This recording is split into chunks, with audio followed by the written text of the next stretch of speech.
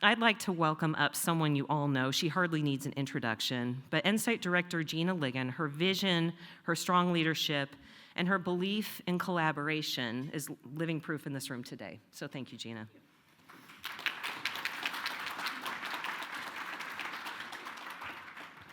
Good morning, everyone. Good morning online.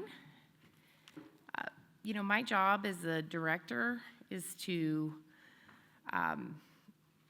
oversee the science that happens in this consortium. And yesterday, I just allowed myself to kind of imbibe it, and it was awesome. So I got to just sit here and hear all of this research that we have been funding and nurturing for the past 4 years, and the results. We have 154 deliverables that are coming out of your work next year in year 5. I know, it's crazy. And the amount of productivity that this group is creating, the evidence you are providing for the decision makers that are here in the audience is just unreal. And it is an awesome responsibility to be able to be here part of it. I'm going to be quick this morning. I feel like my job is really to do a little bit of sense making of what I heard yesterday, what I saw yesterday. I'm also going to talk about some gaps. So one of the things that we got to do this year strategically is we reserved one award to do a targeted RFP.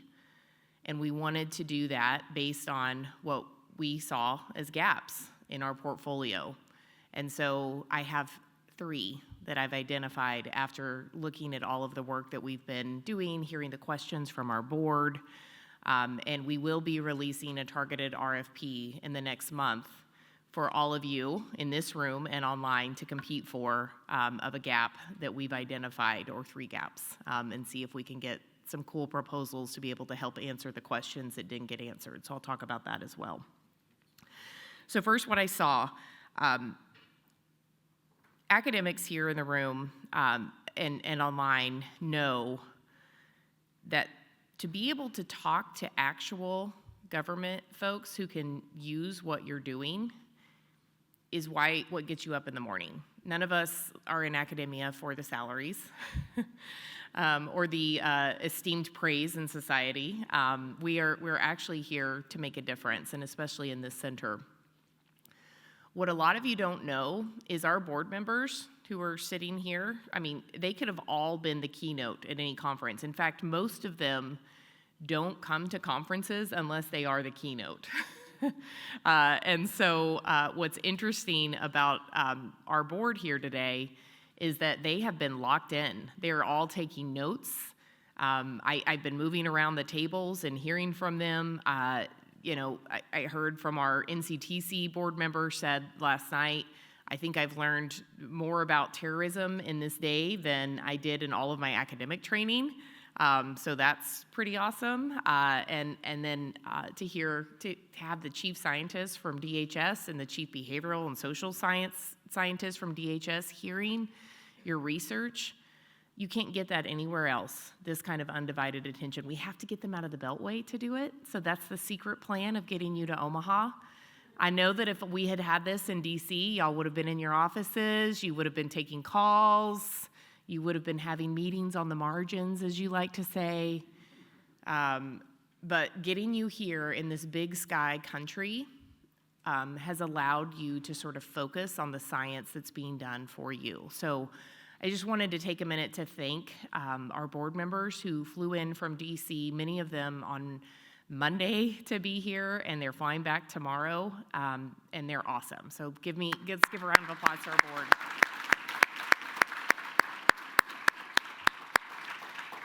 The other thing I saw, though, is that you're in the room, but we also have board members online, along with 100 other people. So for those of you who think you're just presenting to this room, John Horgan's watching. Hi, John. You've got pillars of academia in this space watching your results. You have board members from CISA who are here watching online. You have our board member from Secret Service watching online. They're sending in questions So when you get questions, you can know that those are probably coming from our online audience. So I just wanted to make that apparent as well. I think sometimes we look in the room and you think, oh, this is my group. But the reason we have the wonderful team from Dog and Pony out there is because we wanted to make sure that we could stream this online. My dad's also watching, so hi, Dad. So that's cool too. But yeah, so a lot of people are here and paying attention. The other thing I saw was our industry partners. So you might have seen Splunk and Palo Alto and Delete Me out there. You might notice my Palo Alto socks that I'm wearing today. I don't know if those can make it online. That's for a reason. Splunk and Palo Alto are the reason we were able to fly in all of the students. So they sponsored our conference for a very targeted reason, and it was to be able to inspire the future workforce. So PIs know, principal investigators know, we are able to fund at least one member from your team to come to Omaha, which is awesome, but you have a huge team behind you. And so in order to be able to accommodate all of the students coming, all of the food and supplies, to not charge any kind of entrance fee, we have those three organizations as our corporate sponsors. They're not sponsoring research, they're sponsoring people. So if you get a chance to stop by their desk, I'd like you to thank them for that, because it's totally awesome that they're here and that they believe in the power of the future workforce.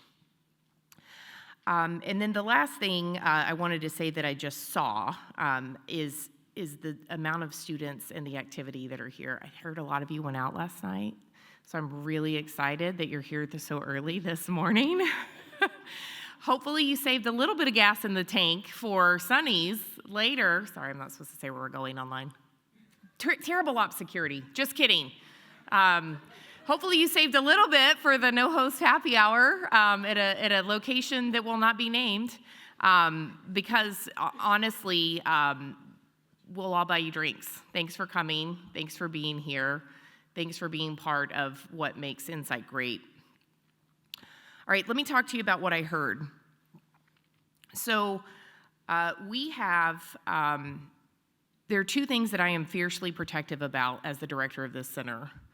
One is the scientific rigor of everything that gets in front of a government board member's desk. And two is the ardent focus on the CT mission. And so what I heard yesterday was the fruit of that labor. So there's a lot of people behind the scenes doing the quality control and quality assurance. I'd like to recognize Mackenzie Harms. I think Jen Calvoda somewhere, and Alex Bruns. They lead our quality control and quality assurance team. They lead the peer review process. One thing I wanted to do different about our center, this is gonna get a little wonky for you government folks, so I'm sorry, just, phase out for a second, although Sam might like it, and Rick will definitely like it. When I was an assistant professor in trying to get tenure, there was very little incentive structure for me to do extramural research, and even less incentive structure for me to do applied extramural research. So if I'd won an NSF, well, maybe that would count. But to do something for DHS or DOD or the IC, not incentivized in my promotion and tenure package. And that's probably true of most of us when we were coming up. One of the things that I felt very strongly about is I wanted people like Michael Logan, where's Michael? There he is, working on becoming an associate professor at Kennesaw State, which is an awesome university in Georgia. I wanted him to be able to the work that he did to count. So what we've done, and as you all know, I was a journal editor in my previous life. I had to relinquish that to do this. But what we have done is we have structured the peer review process so that it counts for your tenure. And so when you do scientific, your major deliverables is what it's called on your work plan, it goes out for peer review to other experts. And so it does not, it gets, you know if you've gotten your feedback, but I want everyone here to know that that was it's hard, it's arduous. It would be much easier for you to just submit something and be like, here, Ajmal, here's what they did. That would be a lot easier and faster, but we have to engage in that sort of policing and regulation as a center. We all have to be able to review each other's work because we can't let crappy products ever get out there or else we ruin our name. But it's also important for the junior scholars in our consortium, for them to be able to put on their promotion and tenure packages that they went through peer review for their academic grants for this center. So I just wanted to recognize the behind the scenes work and kind of talk to people about why that rule is there. So I got to see that play out yesterday. Bettina Rottweiler, is Bettina here? Multi-wave longitudinal survey, academically rigorous. Chris Bader said so. Where's Chris Bader? Yep. So, you know, that's important. Gary Ackerman, where's Gary? You know, he did his deliverable last year. It was really long, Gary. So we're going to get a little shorter in this year's, but yeah, but we send it out for peer review to actual chem bio experts because we didn't have the domain expertise here at NCITE to be able to review the scientific rigor of that. So we sent that out for peer review. So you can be sure, government, anything that you get from us is scientifically rigorous and has gone through a very arduous process before you get it. So that's something I'm committed to, and I think we got to see it play out yesterday. It was awesome. Took a while, 4 years, right? The second thing I heard is this sort of interesting mix of how you balance that long-range, scientifically rigorous research with short-range responsiveness. So I want to point out Austin Doctor, what he presented with his project with START. So Austin is doing an incredibly rigorous, arduous process for his clients, CISA and National Geospatial Agency, for that particular basic ordering agreement. I was just talking to Sam about some of our BOAs. They can't wait for 2 years for what he's doing. It's too long of a window. So what he did is he structured his work plan so that he has these rapid evidence assessments. And what that does is it gets information into the hands of the government in a much faster way. And I just want to highlight that for all of the researchers here. You don't have to compromise scientific rigor with responsiveness. If you're at NCITE, we will help you get there. We have templates, we have models, we have ways for you to be able to get information in an interim. Like, a lot of academics want to wait till it's perfect. And it's like, sometimes the government just needs it like at 80%. And then you get the perfect thing at the end, right? But what I would like to encourage this group to think about is interim deliverables that can go to the government as fast as possible so that they can bring it to their stakeholders and keep asking for resources for your work. So really happy to see that, Austin. I think you are a role model for the center in terms of your rigor, but also responsiveness. So thank you for doing that and sharing that yesterday. Finally, the last thing I heard that I was just really relieved about, and I don't know, I'm nervous to say this because of the online audience, like this is a group of friendlies, but those online people, who are they? John Horgan? It was refreshing to be in a room all day and just hear about terrorism. I don't know about you in the security space, but I hear about China and Russia and the border 80% of the time from people in the national security apparatus, and they're important. I am not saying they are not important, but we have to be fiercely locked in on the mission of counterterrorism and terrorism prevention research here, because you know what? Everybody else is chasing those shiny objects. Our mission has to be to understand the nature of extremist threat to the United States. And so what I heard yesterday was an ardent commitment to that. We get so many proposals when we do our request for proposals that are beautiful. They're amazing. They're so important, the questions. But they're about the PRC, or they're about Russia, or they're about fentanyl, or they're about border security. And I say, this is a great project for another center of excellence. This center of excellence, our mission has to be on terrorism and targeted violence and the study of that. So I was really pleased yesterday to see and hear all of the work that's happening in that space, because here's the thing. The federal government may have stopped worrying about terrorism as reflected in their budget, but terrorism has not stopped thinking about us. It's going to happen again. And when it does, this center, the researchers here, will have the answers and the research that everyone will be asking for. Why is no one looking at that? Guess what? It might not have been popular. It might not have been what comes out of the HISGAC's meetings of what they want y'all to be looking at, but we will be here. We will be ready, and we will have the research that you all need to be able to make some decisions at that point. So now the doom and gloom of what's missing. But this is actually kind of exciting, right? This is what you do as a scientist. You think, well, what did I not hear that I should have? There are 3 things that I feel like we're missing as a center. And so I will work on the language of this RFP. I'll work with the board to help me flesh it out to make sure that I get it right. But we're gonna do a target RFP, and we're gonna put some money behind these 3 questions, because I think we're not doing it yet. Number 1, we gotta start thinking about the target domain of cyber, you guys. I know a lot of us are social and behavioral scientists. I know that we are comfortable using the GTD and understanding lethality and the importance of body counts. I'm not saying that work has to stop, but cyber is the new domain for terrorists. It touches every point of critical infrastructure in our country. And so to say, oh, you're getting into cyber? No, cyber's gotten into us.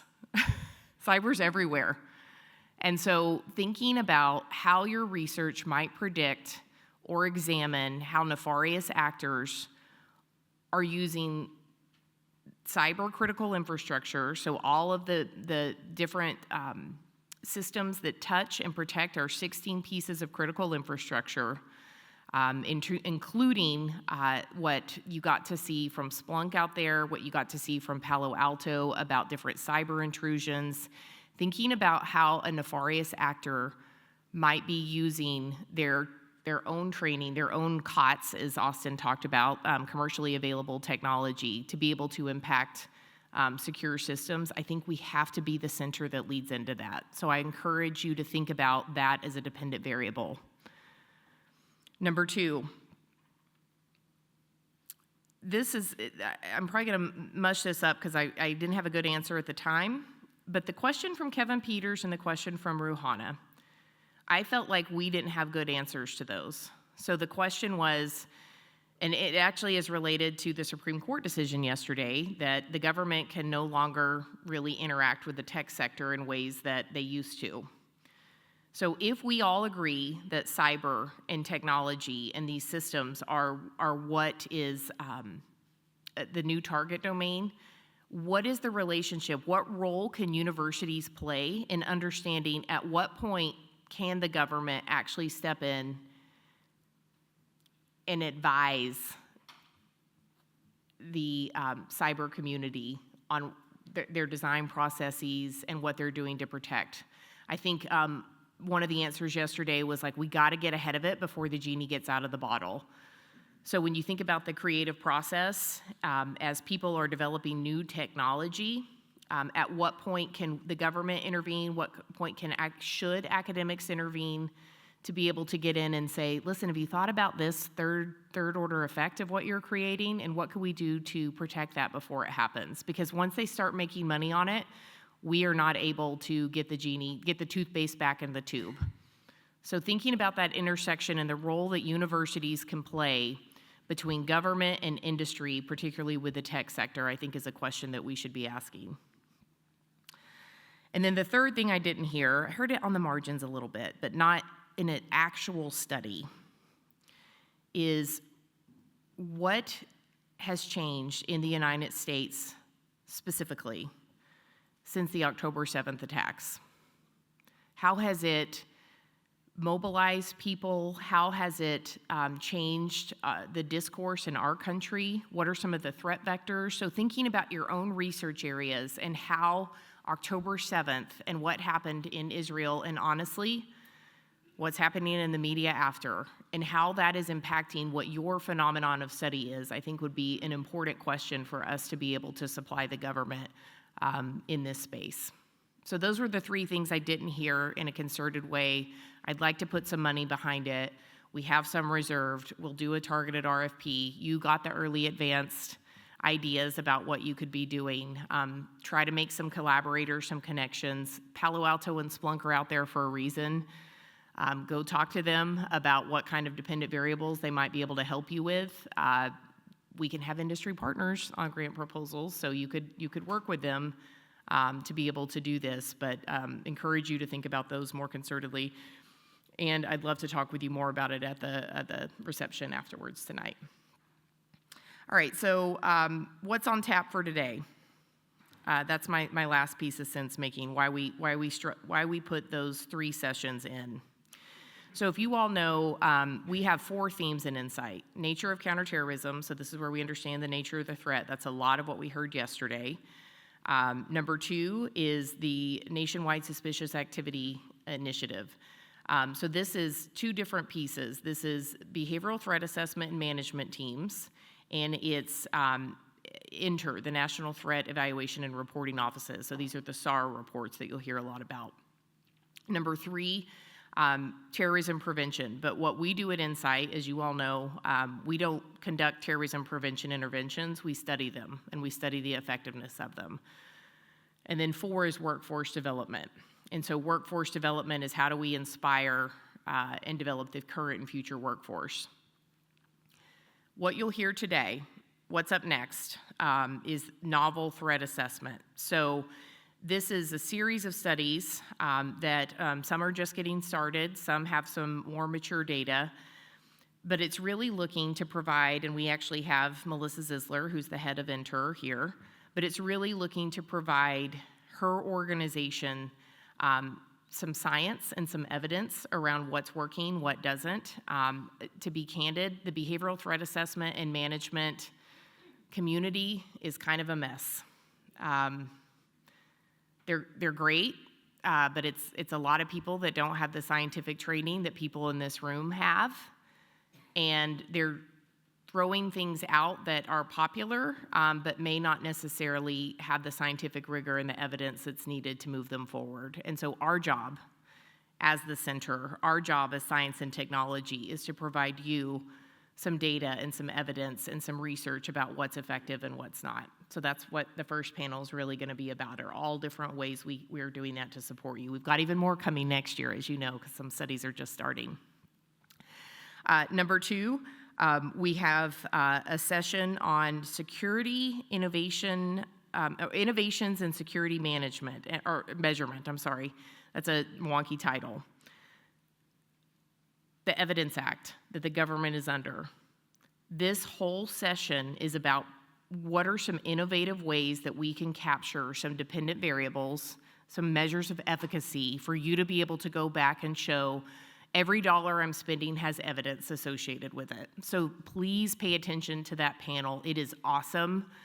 For those of us who are researchers, I mean, in the room, we are probably gonna geek out. I mean, Matt Jensen, when he talks about cool ways that he has been able to attribute group membership to online movements, and protecting civil rights and civil liberties, which is also important, is a really cool study that you're gonna be excited about.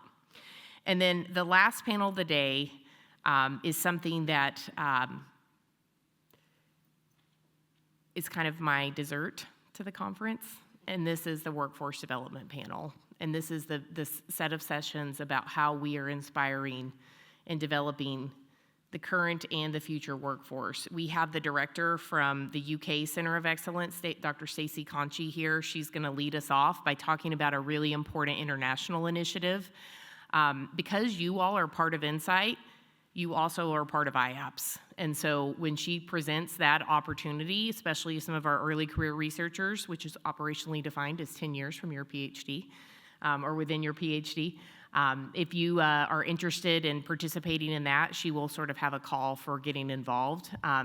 We're hoping that the conference host will be in New Zealand or Australia this year. And so it also could mean a free trip to one of those places. Not free, because you have to actually work when you're there. And so I'm really excited about that particular initiative. And then the other two things that are not on the scientific agenda today but are incredibly important. So Nick Rasmussen is in the air. So the fact that he's coming to talk and hang out and drink with us is really cool. So I just don't want to downplay that. So he will be here allegedly this morning. Number two, and I think this is what the students are most excited about, we have an award ceremony. I've heard we have winners. We have winners, and so there will be prizes at the end for that as well. So those are the two other big things that are happening besides our panels. So Seamus, are you going to pick him up right now? He's coming. Nick Rasmussen. It's like when he gets here, we're all going to be like, he's in the building. I feel it in the force. All right, so thank you so much for indulging me, letting me talk to you about what I heard and saw, what I didn't hear and see. Very excited to spend more time with you today and hear these panels. Thanks.